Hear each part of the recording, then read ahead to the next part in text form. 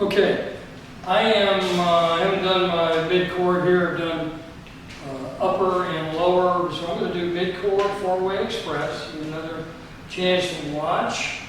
And again, when we do this, rolling the shoulders toward the sternum, the longer you hold these positions, the longer they're going to last. Breathing and getting good oxygenation, nitric oxide, to the musculature is very important in terms of how long this will last. In through your nose.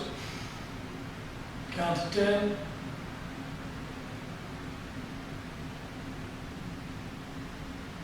Out through your nose. Out through the nose.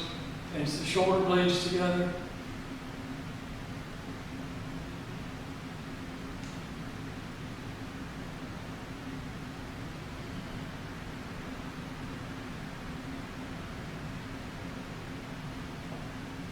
Okay, now if you've attended our prior training as recently as this past spring in Naples, you learned about the 8-inch range.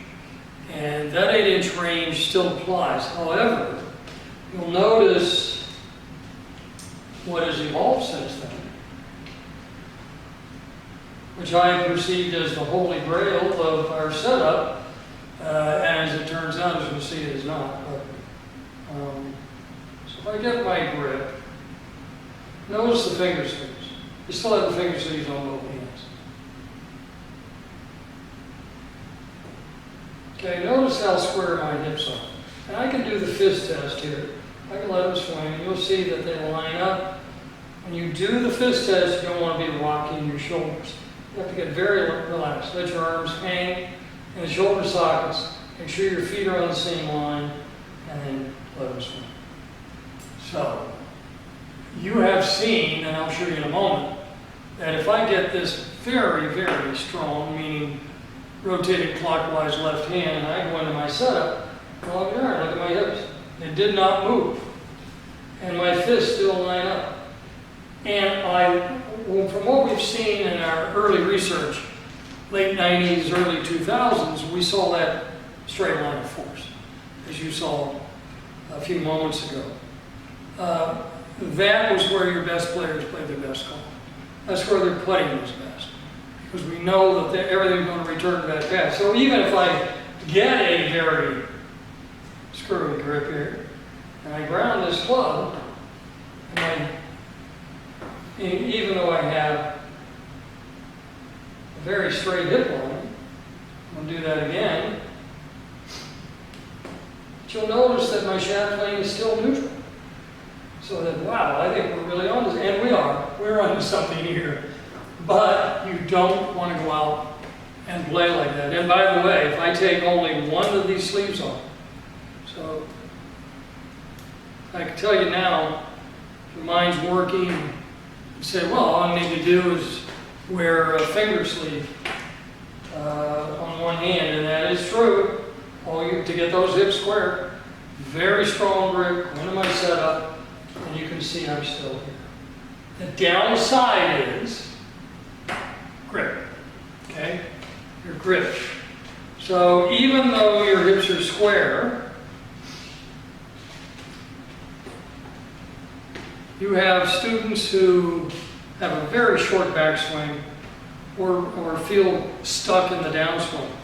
My interpretation of stuck in the downswing was always a closed hip line. Stuck here, flip. And it is. That'll create the stuck feeling. But let me show you what else will create that feeling. Okay, so here I am. I'm going to take this off because I know I'm going to be square with this one. Well, I'll tell you what. You can do this both ways.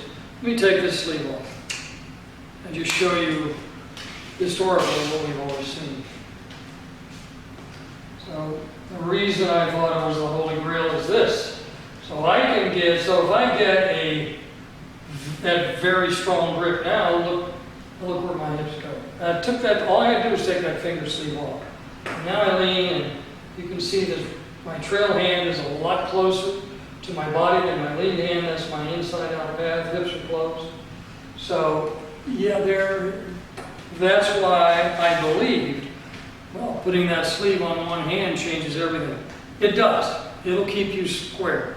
And when you're doing it, you can actually use tape, 3 different fingers, upper, middle, and lower. But this is what you're going to find. So now I will take this bar off so you can see. There's going to be another way for you to check grip. So Adam, if you watched when Adam Scott won the Masters, I don't remember him on any shot not doing this. Meaning, taking the club head, notice the front of my palm is down the target line. The back of my hand is to my trail side. So I grip, I push with my thumb into my, I'm playing mid-core here, middle core power spot, and I bring that up. And I can cock my wrist. You'll notice I have a card on here. I'm not using it yet. I'll show you that in a moment. But I have a wrist cock. That grip is not good. What I just got is not good. When you do this, this is the test. Rotate. I mean, I can force myself and give myself a false positive. But what you want to do when you test this, you just want to be testing your grip. And that's going to get, that's how stuck I'm going to be. This left hand is not as good as I thought it was going to be. So let's see if I can do this. These cards, if you've attended training, you have them. I put them on the shaft.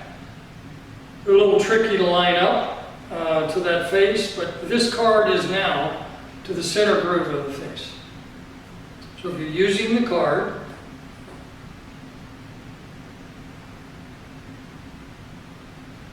now what I'm doing is I'm looking at my left wrist. I want it to be flat. And now I see the blue side, or that face is, I've got a little weak grip. That card, I'm seeing that that is open. So what happens if I were to, I'm stuck. I'm giving myself a lesson here today on my grip. If you don't practice this on a regular basis, you will lose it. I'll show you a few of the variables that change it. Cock my wrist, I'm looking at a very flat wrist, and I see only the top of the card. Only I see both sides, basically. So when I bring this up, have shaft lean, see the difference in my rotation? And I have a lot of rotation that I didn't have. Notice that I've left this, see the angle of the shaft. So all I have to do is cup, add knee flex, I'm right back to where I was. I advocate a flat left wrist, this is why. So if I bow, I'll get even greater rotation, but we don't teach a bow. That's what you're going to find with a bowed left wrist. So the left hand, should say lead hand, impacts rotation back. Trail hand impacts rotation through. So I can have, cock the wrist, look, now I'm seeing the front of the card. That grip already changed a little bit. There are subtleties to this that you're going to want to work on, but this is the easiest way to get your left hand and get it correct. Okay, I'm back to the good lead hand, and there I am. And that's the ease of rotation. I'm not forcing. That is absolute. And I'm looking at just the top edge of the card still. Now, let's take a look at the through swing. You can, but I wouldn't encourage you to look at the through swing until you get the trail hand set. So the bottom hand, my right hand, I want to cock the wrist. There's my shaft lean. I see that square face. Adding my right hand, cock again, looking at that square face. And with this, see the ease of that rotation through. So I am going to not get stuck and lift in the backswing, not get stuck and flip in the downswing. This is also going to impact the release of the club when your grip is good. And this takes a good bit of practice, by the way.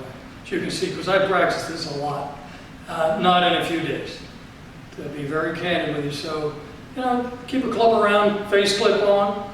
You think you have a good grip, you can always check it with a rotation, but maybe not, okay? So I take my lead hand off. I'm still good rotation. Now I'm going to get a little too strong, a little too far under with the trail hand. So lead hand is good, I'm done right here.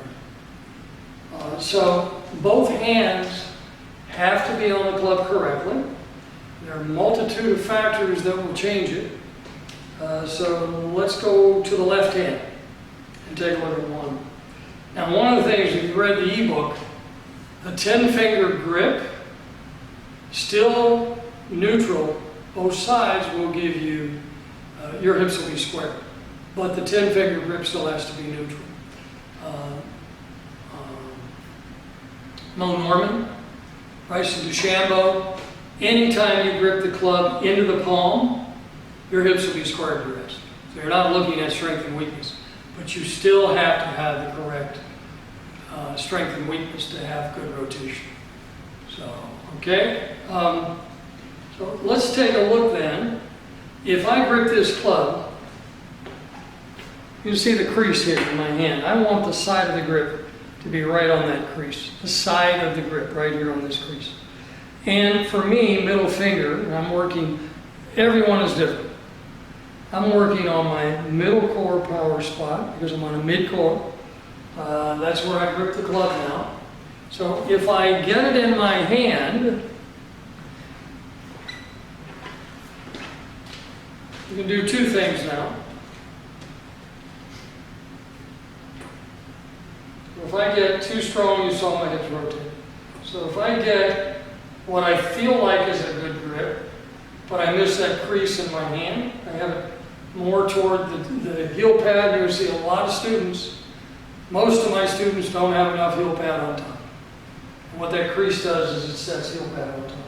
And I ground this club, I'm getting a false positive. Does that face look square to me? But look at my hands going on the hand. So my hips are wide open. So just that position, and I will struggle finding my grip if I don't have enough heel pad on top. So by getting the crease, left hand into that crease, lead hand, and at the correct angle here, under, see how much heel pad's on top. And that's really what you want. You want enough heel pad on top. You've seen how the power spots have to match left and right hand. And that's where the heel pad has to be on top on that crease, angled across whatever power spot you're playing. But that crease in the lead hand is very important. So that's your left hand grip.